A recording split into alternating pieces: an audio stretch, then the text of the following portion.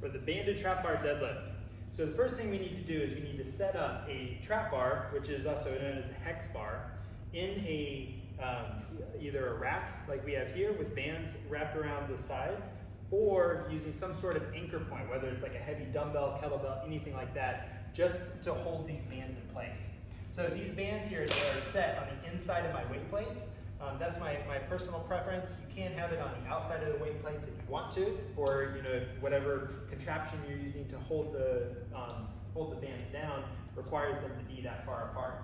Now, the first thing we need to do is make sure that the band tension is the same on both sides, because even though the band is the same color, it might not be the same tension. So the way I do that is with a luggage scale.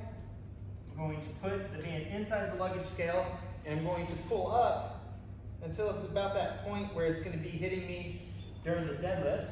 And I'm just going to measure that on both sides.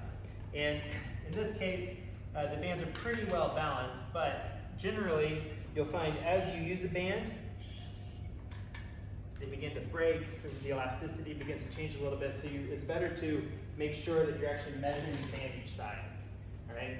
Now, the other thing I'm going to be doing now, which is different than a normal trap bar deadlift, is I'm going to focus on pulling through the entire range of motion.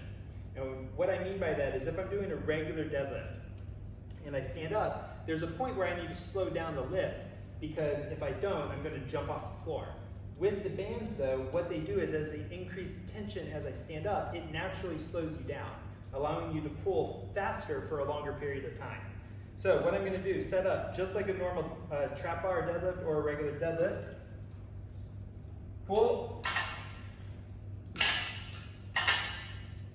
Focusing on pulling very fast the entire time.